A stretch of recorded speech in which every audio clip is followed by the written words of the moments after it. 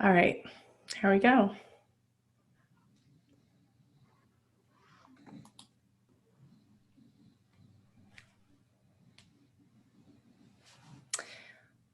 Hi, welcome. As folks are coming in, I'll just direct you to the slide that is thanking all of our sponsors from last year that hung in there with us. Such a crazy year. We really appreciate their support. We couldn't do what we do without them. So thank you to them. And it looks like we have quite a few folks joining us today. We're super excited and hope you enjoy the content today.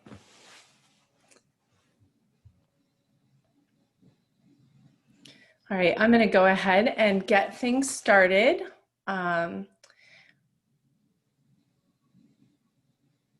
So thank you to our sponsors. As I said, 2020 sponsors. Hopefully you'll stick with us for 2021. We appreciate your support. Today's presentation, Central Ohio presents the Peninsula one-of-a-kind urban experience. Very timely, super excited about this project, and we have the experts here for you. The top expert, of course, is Guy Worley, who is the CEO and president of the Columbus Downtown Development Corporation. I'm sure most of you, if not all of you, know him. He's going to moderate our panel for us today, and welcome, Guy. Thank you, Debbie Lee, and NAIOP for hosting this event today. Thank you. As Debbie Lee mentioned, I'm Guy Worley, President and CEO of the Columbus Downtown Development Corporation, and we are the master developer for the Peninsula project on a premier new neighborhood on the west bank of the Souder River. I'd like to introduce our panelists today, who are great partners on this project. They are the developers who basically had the vision to see what could be when they looked at this empty piece of land just west of the Souder River. Darren Kinter is General Counsel for Flaherty & Collins, one of the largest residential developers east of the Mississippi. Jim Merkel, who is the founder and CEO of Rockbridge. Jim's done over 250 hotels, been involved in development of hotels all over the country, and we're so pleased that Jim is a partner on this project. And Bob White Jr., who's president of Daimler, Daimler being the premier office developer in the region, and we're delighted that Bob is a part of this project as well. So thank you all for your willingness to attend today and participate in this discussion.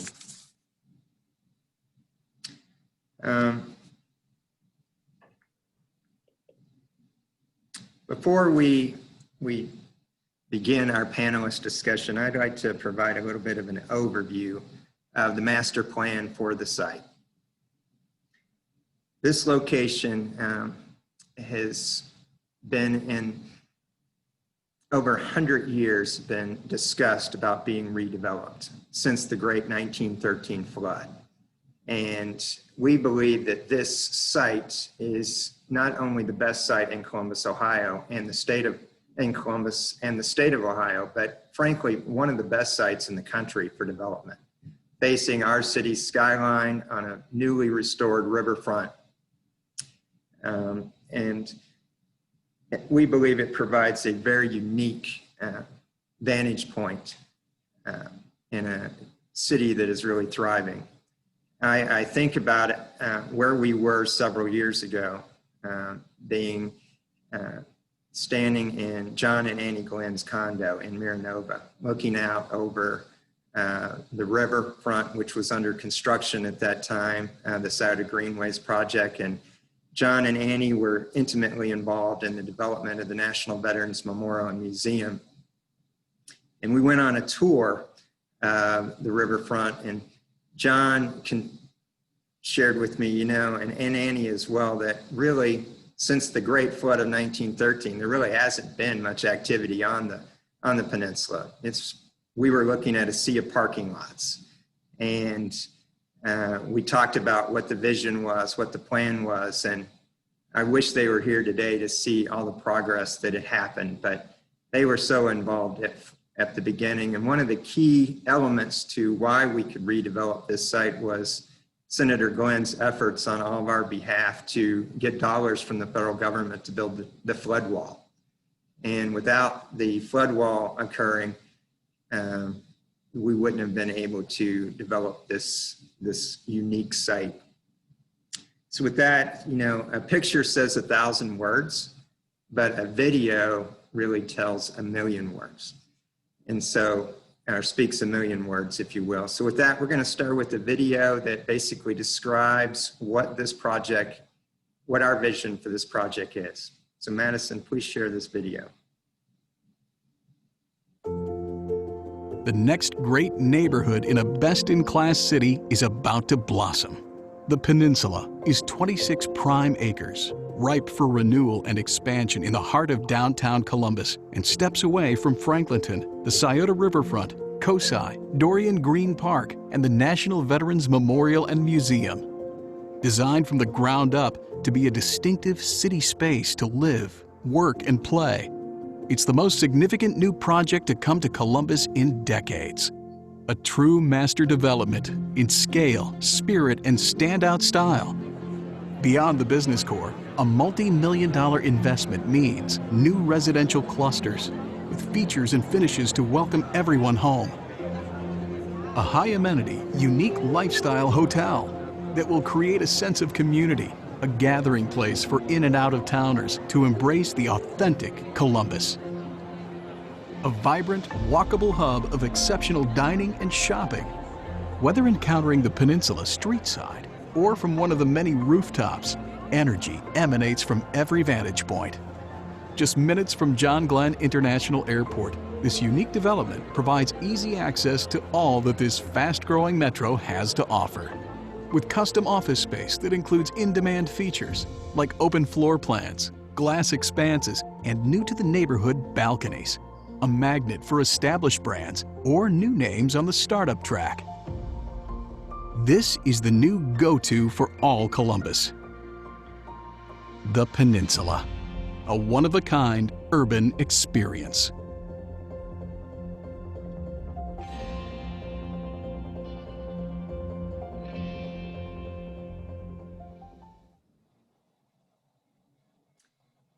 Thank you, Madison. Now I'm going to basically do a deep dive into the particulars of the Peninsula. And with that, I'm going to share my screen and kind of give you a little bit more of a deep dive. That being said, the Peninsula has been discussed and been planned many, many times over the last several decades. And we're really excited to be able to share this vision with you and what the vision is for the Peninsula, where we are today, and where we're going in the future.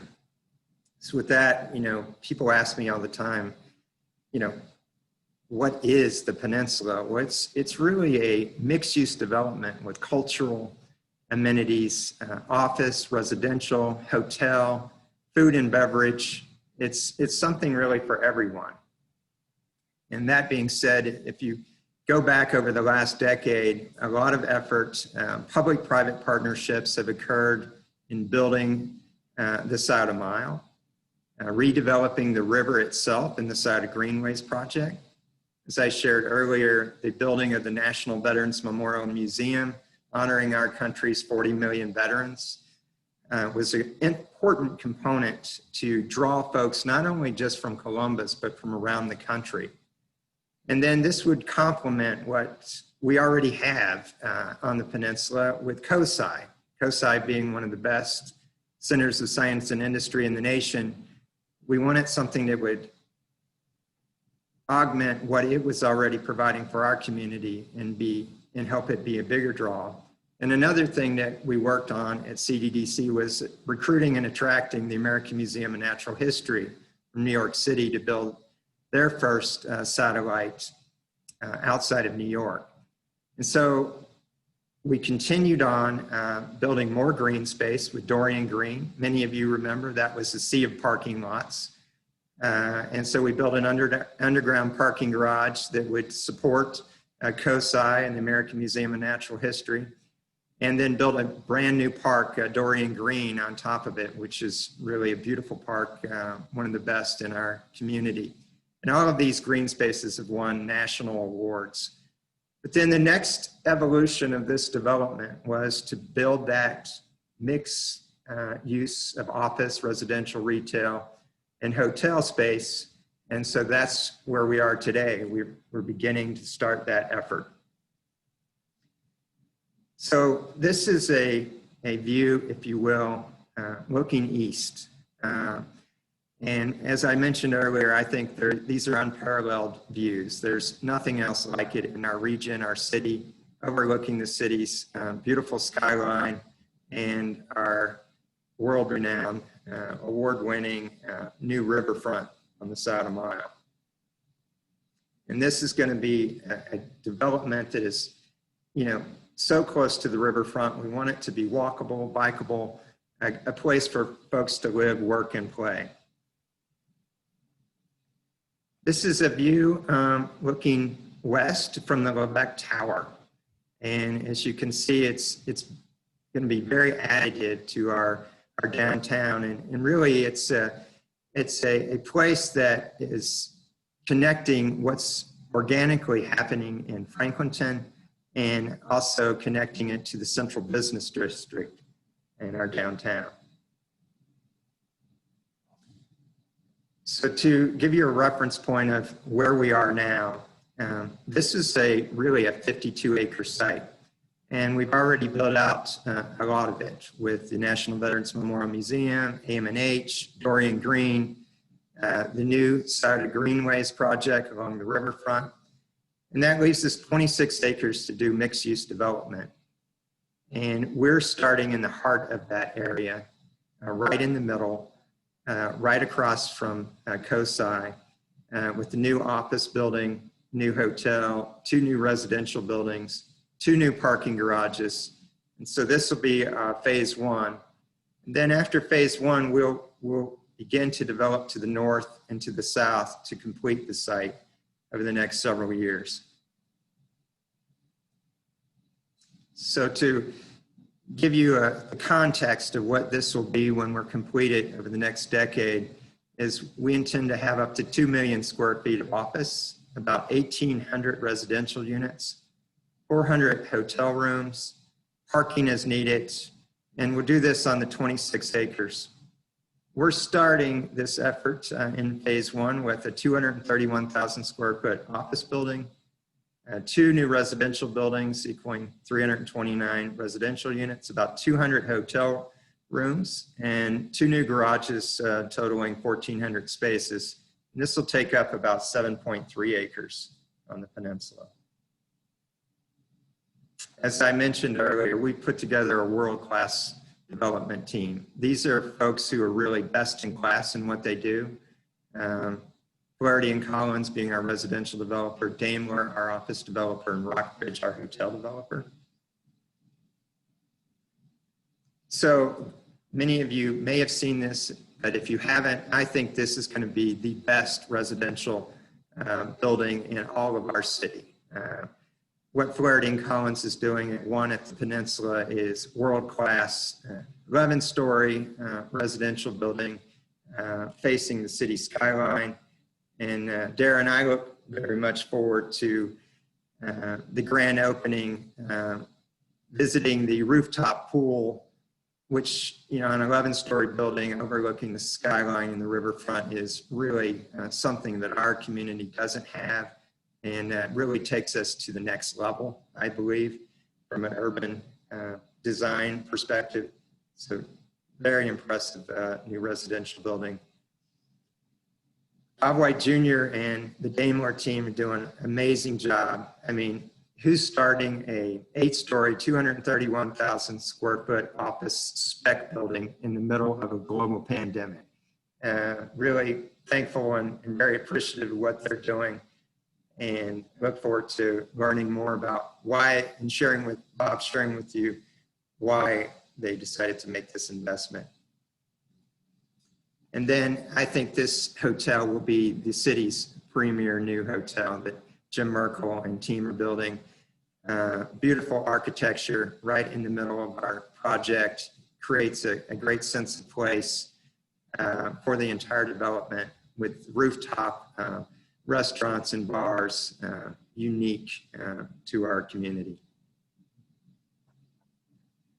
Again, 2 new parking garages, totaling about 1,400 spaces.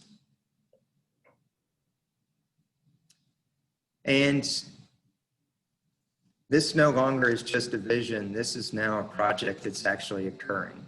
And as you probably know, we broke ground this past September, and there's 80 companies literally working on the Peninsula project now. And over 200 employees that are working on site and off-site supporting the design and the engineering and the development of this project. It's super interesting to watch all these cranes in the heart of our downtown. It's Crane City, and it's really exciting to watch our iron workers up in the air and bulldozers and earth movers and track hoes out on site. This is a very complex development to build, and I think our developers are working so collaboratively and well in getting this done. Again, it's fun to watch all the construction. If you haven't been downtown lately, I encourage you to do so. Come down if you want a tour. We'd be glad to do that as well. Flaherty and Collins, this is their first residential building here of the 2 that they're building.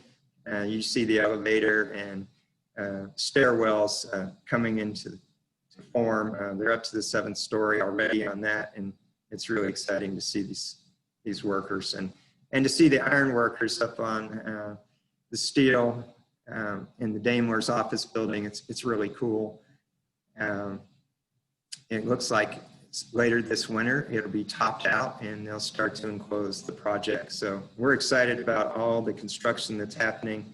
This is a project that's really moving forward aggressively, and can't wait 2 years from now to see this first phase done.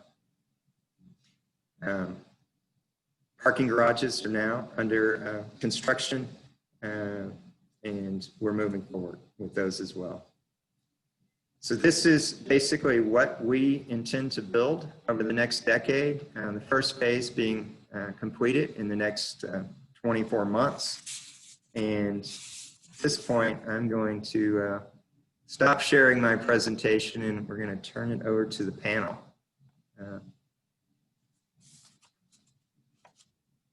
So I think let's start with you, Bob White. Maybe rejoin. There you are. So I just gave a quick overview of the project, but please add any additional pieces regarding your project and your thoughts on the development as a whole, and tell us about some of your key leasing news that you might want to share, and why you chose to build a 239,000 square foot spec building on the Peninsula during such a tough environment. Thank you, Guy. Appreciate that intro, and yes, specifically appreciate the reference of who in the world would build a building like this in this environment. But yeah, we at Daimler could not be more excited to have won and earned the opportunity to participate with the other developers to create an environment right out of the gate with the different products that are going to be developed all simultaneously, and to partner with the CDDC, as we've successfully done a couple different times downtown with 250 High and 80 on the Commons, to continue that relationship and work hand in hand to partner with the public sector to create these opportunities. So, we are, as you saw in the pictures, we're well underway with construction. For those, there are some out there that still ask, "Are you guys moving forward?" Well, you saw the picture. We are absolutely moving full speed ahead. if you are downtown and happen to look to the west over COSI, you can now see the steel coming up above the COSI building, and so you'll start to see some of the opportunities for views and skyline views that'll be achievable in the office building. You know, to the comment and thought of you know, why Peninsula, why this timing. The screen that really, you know, showcases it for us is the Peninsula screenshot that you had, Guy, that showed all the investment that's been made in this area. When you see the cultural investments of Vets Memorial and COSI, when you see the riverfront investments with Scioto Mile and Scioto Greenways and the Dorian Green park that's been created, the backdrop and setting that's already been sort of created and has taken significant investment and efforts from lots of different parties to create an environment and sense of place. And you know, what's been missing are the elements that we're all now going to put on the peninsula. So you know, as we look at office development, you know, we look for opportunities, you know, in both suburban and urban contexts to own our own properties. We were able to buy our site from the city and from the CDDC to own that fee simple. You know, is a unique thing in a lot of urban settings like that. So to do that, to have the partnership with the city of Columbus and the CDDC to create the public infrastructure and the parking structures to support the development were huge additive components to why we selected this site. To have the dimensions of our site be responsive to how we see the future of office, which is the ability to create a 30,000 square foot floor plate and go 8 stories up in the air and create some exterior balcony experiences that'll be unique. You know, those were all factors in our kind of selection process. To have the foresight of the city of Columbus to put the incentive pieces in place for our office component to be able to achieve 15-year 100% real estate tax abatement is incredibly unique and kind of sets this development apart from a lot of other opportunities.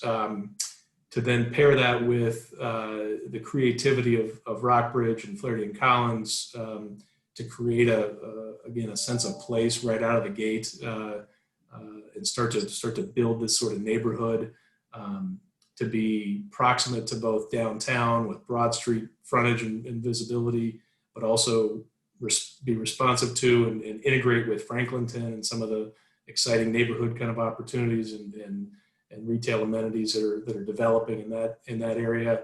The whole package of this peninsula opportunity, we felt, you know, doesn't come along very often in the development world. So we couldn't be more excited to be a partner in this project. To your last question, I think about leasing. We did commit to do this project speculatively. We were fortunate enough to secure our first tenant, which was a 45,000 square foot commitment from Burgess & Nyepel, a premier engineering firm in town. They happen to be the engineer of several of the bridges and other public infrastructure in the area. So their ability to kind of come back to their roots and be able to showcase some of their work to their clients was a really exciting piece for them. We are in conversations with another 15,000 square foot commitment that we hope materializes here very shortly. So we've got some momentum. We've got some positive momentum, even in a really admittedly challenging office environment. So we'll speak to kind of the office market in a moment, but that concludes my initial remarks, Guy. Thank you. Thank you, Bob. Darren, welcome to Columbus as a new investor in our city. And I'm not sure everyone in Columbus and our colleagues at NAIOP here locally are familiar with Flaherty and Collins. And you guys have a strong national presence, one of the largest residential developers east of the Mississippi. And so if you could kind of give our audience an overview of your company and then why Columbus, and why specifically the Peninsula as your first foray into our community? Sure. Well, thank you, Guy, and thanks to everyone for allowing us to be a part of this. First, with the company, Flaherty & Collins has been around, based in Indianapolis. Has been we're in like our 26th year, I believe. So we've been around for a while. Focus on apartments, multifamily development. We shifted. Initially, we were more traditional, what I call cornfield apartment developers doing garden style apartments. But about 10, 15 years ago, we shifted to focusing exclusively on urban infill apartments. In our footprint, we have a pretty broad footprint. We've been in most of the states east of the Mississippi, whether it's been in development or property management. We do a fair amount of third-party property management as well. But generally, we've stayed in the Midwest and within the Indiana, Ohio, Illinois, Missouri kind of area. I think we have all of our projects are public-private partnerships, so we're pretty sure we do more of those than anyone in the country. It's not really an official category, so we've not come across anyone who does as many as we have. And I think we're now in about 30, 35 of those that we've either completed or in the process of completing, where we work with cities and communities on a shared vision. And I think we've kind of found that as our niche, in that, our willingness to not only collaborate with these communities, but also be transparent and maybe most importantly, patient. These projects can take a while longer. So that's been our focus. And, we're excited to be in Columbus. What drew us to Columbus is sort of the same thing that's drawn everyone else. Columbus's growth over the last few decades has been quite impressive, and we feel like its trajectory is better than any other city in the Midwest and even beyond. So we like where it's going, and specifically here on the Peninsula, it started, before us, a first-class team was put together with a first-class vision, and to be a part of that, we are very excited about. So, a lot of the reason, Bob mentioned from location and, proximity to both the downtown as well as Franklinton, and then being there on the Scioto River and the Scioto Mile, we certainly think it's going to be a place that people are going to be drawn to and shouldn't have any problem attracting residents. Awesome. Thank you, Darren. Jim, it's a tough environment out there in the hospitality and travel industry, no doubt. But we're super excited. You bring your expertise and experience by developing over 250 hotels around the country. And so tell us about what role you think this hotel will play in developing this new neighborhood, and talk about how a hotel can create a sense of place in a development. Sure. Thanks, Guy, and Bob and Darren. It's been a great process. We got involved a few years back, and one of the things that we recognized immediately was the investment that the CDDC and the city, both public and private, have made over the last 30 years on the Peninsula, and that infrastructure is very unique. And as Guy said, we invest around the country. We've been in 38 states, and this opportunity is very unique to have an opportunity to develop a hotel in coordination with the neighborhood, with the developers of the office and residential, to create a very unique neighborhood. And in the heart of a growing and vibrant city. And one of the things we like to say is that you can't sell what you don't have. And one of the challenges Columbus has had in the hotel space going back 10, 20 years is that we had a lot of large older hotels in our downtown, and it held back hospitality development. And over the last 10 years, there have been new developments in the short north and around that have shown that if you build a quality hotel experience, there's a guest here that wants to stay there, and we think that we have the ability to bring something to Columbus here that in a great location, the heart of the city, that doesn't exist here. We're doing an independent hotel and really going to really work hard to create the heartbeat of this neighborhood with the food and beverage and the design, where we hope it to act as the living room of the neighborhood, where people can come and go, and all different types of people that are either working or living or from another neighborhood, and be very welcoming. So we'll have a new restaurant that we're going to design on the corner, the front left corner of the hotel, and on State there.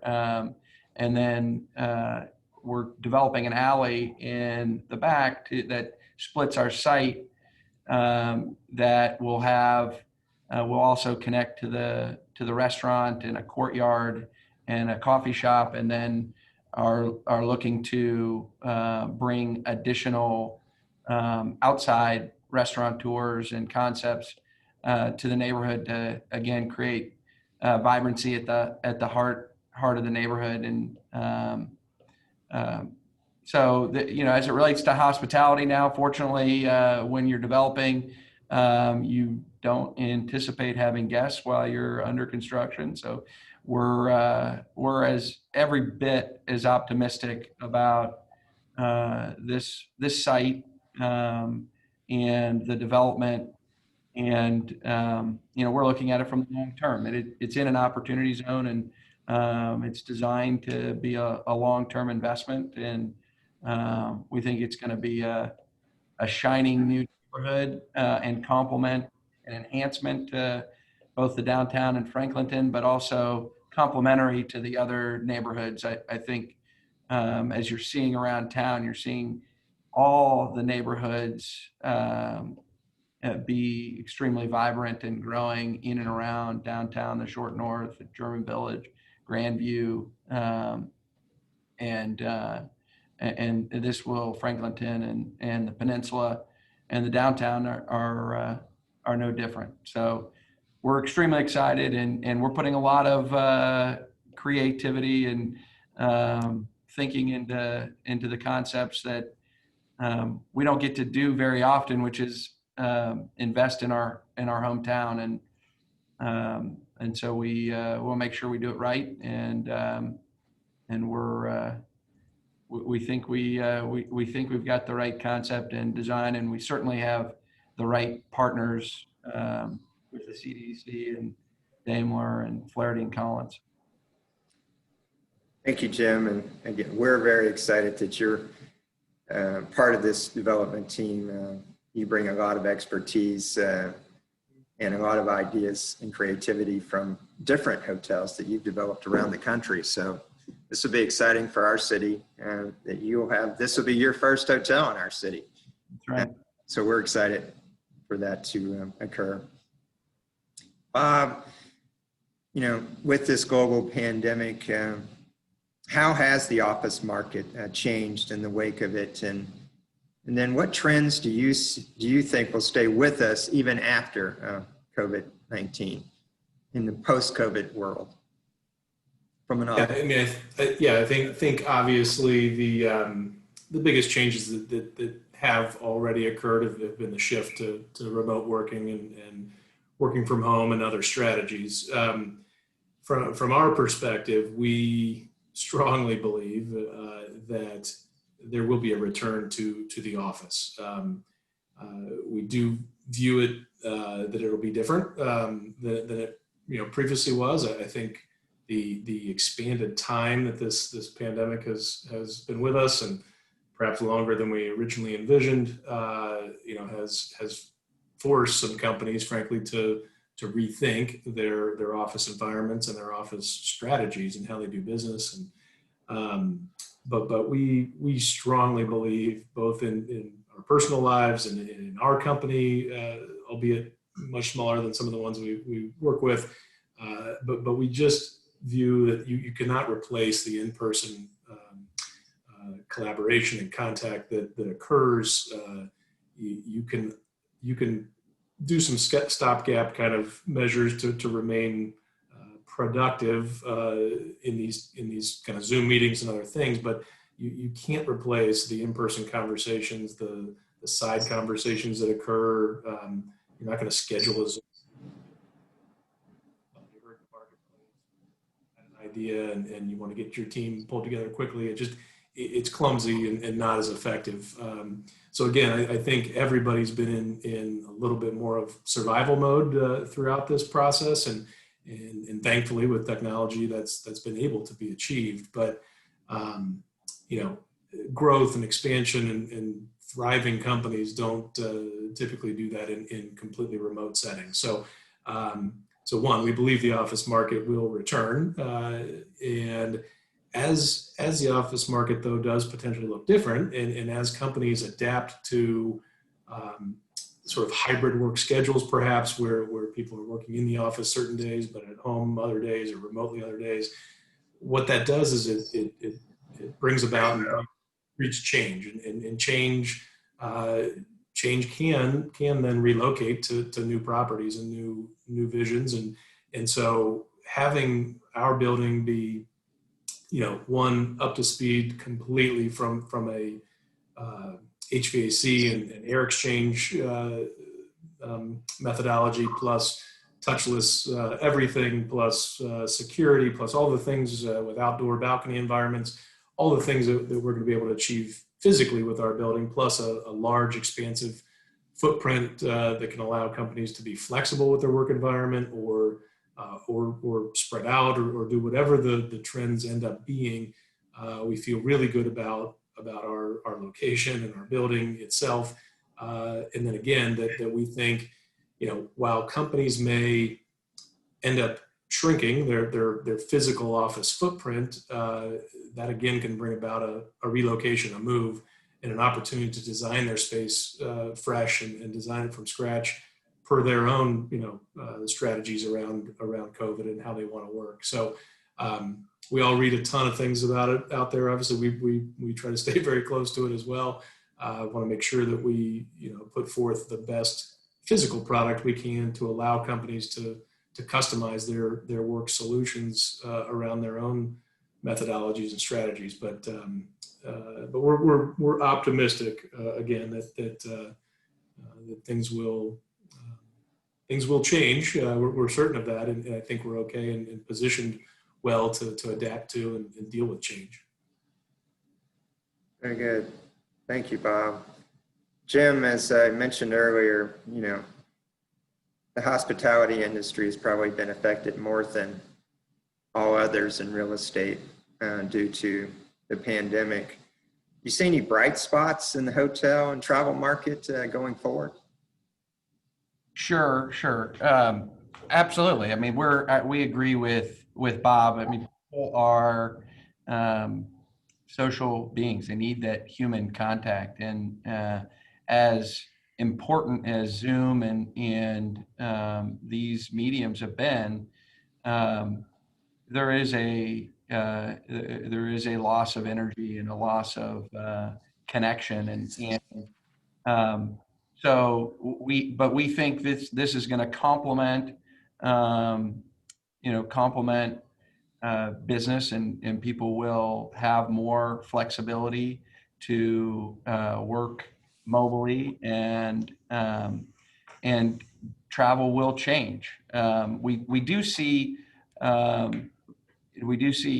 pent up demand, and people that want to have meetings are planning those. We're getting new new bookings for the third and fourth quarter, and these are bookings that were new post COVID. They weren't just meetings that were pushed back. Some industries are starting to do internal meetings that in preparation for people reopening their office, which our feedback has been third quarter, summer, early third quarter, where people are planning to get back into their offices. And our business won't truly rebound until businesses start to get comfortable having employees in their offices, let alone asking them to travel. And so the bright spot is that just like Bob said about building a hotel, you're designing the hotel for what people want today. You're designing it today for what people want tomorrow, and that keeps that keeps us in business, really, because hotel industry is a consumer product, and you have to stay current and relevant. And we try to create hotels where people, it comes down to the basics, where people just they want to be, and it's no different than what Bob and Darren are doing next door. If we're successful at that, this hotel will be successful, and COVID will be a distant memory, in the future. We've been through as a business, three major inflection points with 9/11 and the global financial crisis, and there's always been talk of existential threats to our industry, and the reality is that there are more room nights. Pre-COVID, there were more room nights than ever before, setting records every year since 2008. The hotel business is a growth business, and we'll hit higher highs in the future. And right now, the best thinking from consultants are that the industry will hit 2019 numbers in 2023 at the earliest, and 2024 is what they're projecting, which works, for this project, works great. Exactly.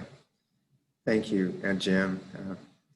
Well, of the real estate sectors, office, hotel, retail, it seems like residential is faring the best.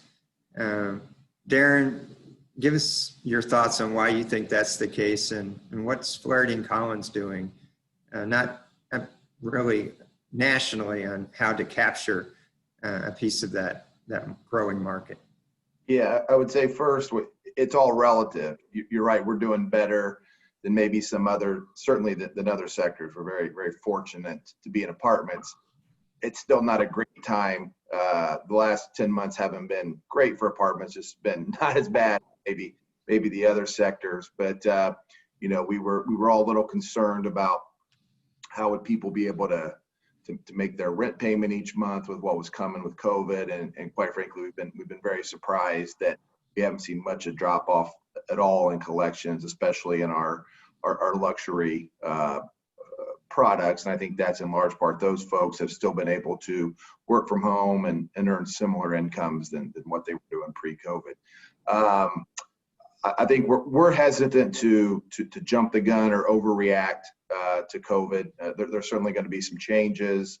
How long term, how drastic, I think that's what no one knows for sure. So we don't want to kind of stray too far from what we were doing pre-COVID, because there was a reason that was working, and what we were doing was what people wanted, and we think that that's going to continue to be the case with some changes. I think we're fortunate that we generally have best in class product, and then so therefore, even if there is a bit of a reduction in demand, if you will, it still should be that those top products that people are drawn to. So that helps us. I think we've always were a little bit. It was important to us to have co-working space, breakout rooms, conference rooms for our residents who work from home. That I think is one thing that certainly is going to be even more of a factor going forward. How much, again, no one knows for sure. And I don't think we're thinking that it's going to be maybe to the level others are predicting. We, as Bob and Jim had mentioned, we think at the end of the day, people are going to get back to wanting to collaborate in person, social beings and whatnot. But I think we'll certainly continue to hit hard the amenities that appeal to those who work from home. But other than that, I think it's, continuing to deliver what people want, and hopefully this is more of a hiccup than anything too long term. Very good. Thank you, Darren. So this question's for all of you. Who do you think is the customer with regard to, and how does the location and being on the peninsula help attract that customer to this development? How does your building do that through amenities, design, placemaking, and other things? Who do you think would be the customer that would live, work, and play on the peninsula? Jim, why don't we start with you on this one? Sure.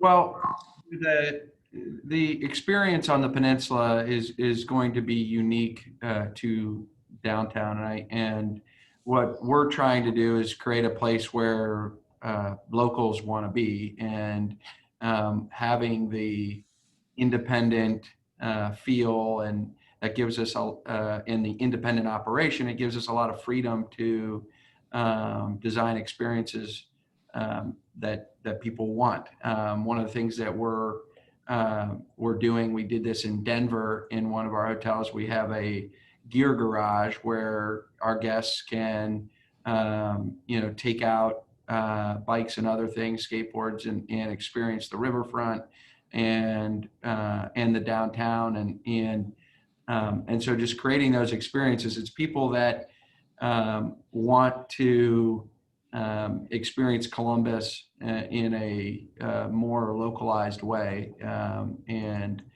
come there. And then obviously the practical pieces of it are we're hoping Bob gets his building tenanted with tenants that use a lot of hotel rooms, and that where we can complement each other, and those tenants will be able to use the amenities in our hotel, either their guests coming to visit them or them going over for lunch or for a meeting outside the office, and the synergies there, I think, are high. The other piece is there's a segment of the traveling public today that has been growing, and where we've been focused, and part of our business is trying to take advantage of what is a faster growing area of hospitality, where people want to experience something, a stay that makes them feel like an insider and not an outsider, feel like an authentic Columbus experience. That it's why Airbnb has grown so much. People use Airbnb because they want to experience living there and being a local. You see a lot of independent brands that have been created over the years, and again, Columbus is on the upswing, and so you just don't have those types of hotels here in abundance. But those travelers are out. Where we're in Nashville getting a $300 average rate, that same customer is coming here. There's hotels there that are providing an enhanced experience for their guests, and people are prepared to pay a higher rate than than there is product here.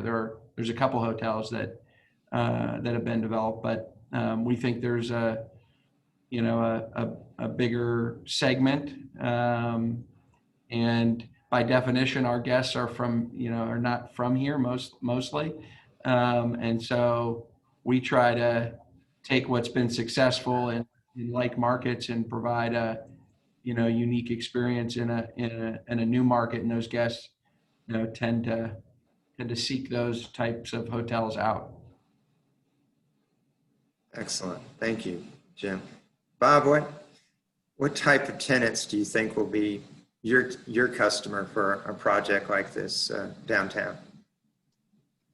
Question, guys. So, you know, when developing a more speculative project that doesn't yet have an exact audience or a known audience, we want to be really purposeful and thoughtful about making certain that it hopefully responds to a multitude of different types of users.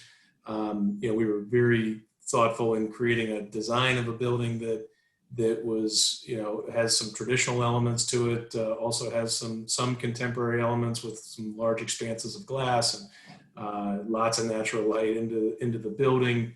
The balcony experiences we talked about. You know, we want to design a building that's able to accommodate, you know, a law firm, an engineering firm, as we've already, you know, secured, and/or a startup tech company. And I think the building is responsive to any and all of those types of users. You know, the proximity of this project to Franklinton allows for, you know, that kind of gritty urban feel of bars and fun, and so maybe responsive to a younger generation. Yet we're also then trying to create a pretty sophisticated environment right around in close to all of our developments as well. I really think the exciting piece of it is that it's kind of responsive to lots of different types of users. We didn't want to pigeonhole ourselves into one particular type of client. Excellent. Sure.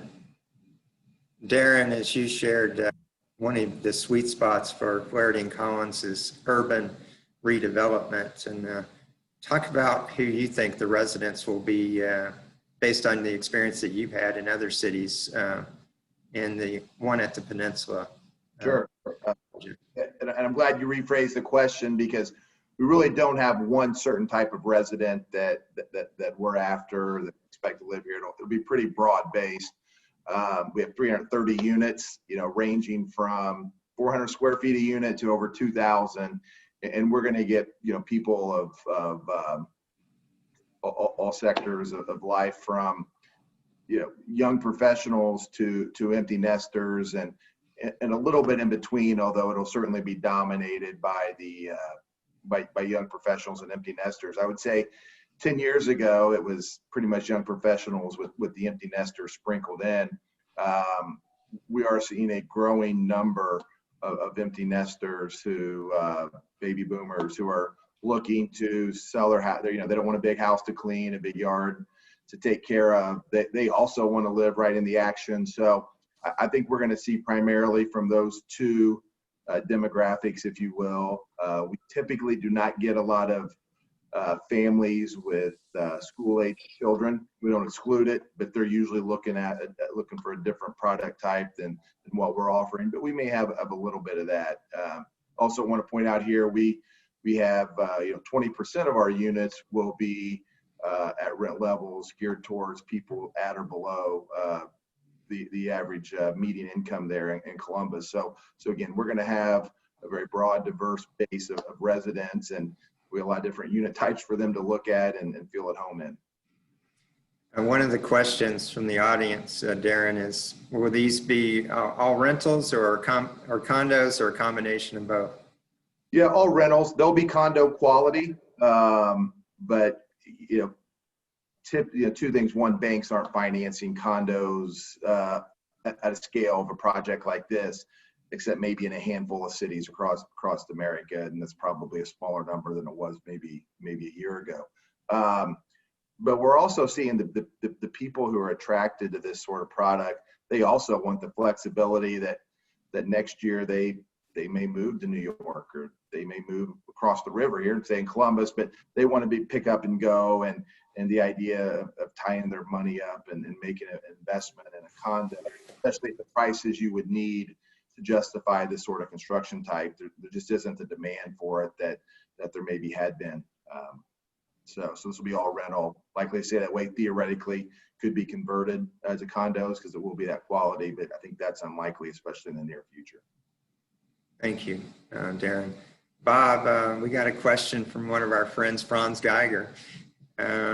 He wants to know, what's the estimate of employees per 1,000 square feet? And has that changed post-COVID? And what is the overall parking ratio for the project? Wow. Yeah, no, good question. So hi, Franz, how you doing? Yeah, we will have about 4 cars per 1,000 available in parking, about $130 per month. So arguably, below market / aggressive pricing on urban parking, but about 4 cars per 1,000 available in the garage, immediately adjacent garage. The future of office, certainly the trend pre-COVID was to densify and put as many people per 1,000 square feet as you could, frankly, in your office and move to a more open environment. So it's a great question. I guess what potentially could unfold is that with a more hybrid work schedule, it's really going to be about the logistics of coordinating who's coming in the office on what days, where they sit. Are people comfortable sitting in maybe the same workstation that was occupied by another occupant the day before? I think once COVID is hopefully generally behind us, I think things like that will still return to the office environment. So you could see a scenario, I think, where people shrink their overall square footage, take smaller space, and don't allocate dedicated workspace to every employee. During the whole COVID thing, we thought, oh my gosh, is every company going to move to, lower density, all hard wall offices, all privacy? I don't think it probably trends or goes that way. I think it remains flexible. One, if anything, this whole thing has taught probably a lot of people about the ability to be flexible and adjust to different times and different things. So, yeah, I think you'll see still perhaps the same density, arguably more even. I mean, you could see a scenario where people collaborate on certain days in the office and bring even more people to that office space, but they don't do it on a daily basis. So it's a great question and one that'll evolve, I think. Very good.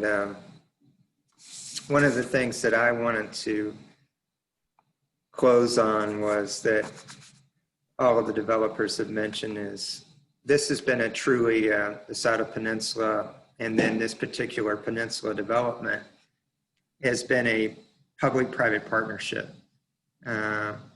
Mayor Andrew Ginther to City Council, President Hardin, our Franklin County Commissioners, the state of Ohio, both the governor's office and the legislature have all been significant public partners in the development of the Sauder Peninsula. It really couldn't happen without their help. And then the private sector has really stepped up. And as you can see, hundreds of millions of dollars that our partners here speaking today, and also our generous donors who've helped develop the National Veterans Memorial Museum and COSI. And it's been truly a public-private partnership, and as you know, we like to say here in Columbus, that's the Columbus way, a team effort.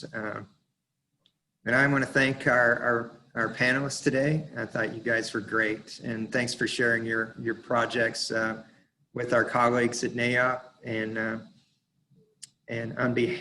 I also want to thank our audience for attending today's event. So on behalf of the CDDC team, I want to thank NAIOP and the Peninsula Development team for participating in this event today. And I think our time has come to a close. So thank you all and enjoy the rest of your day. Thank you. Thanks, Guy.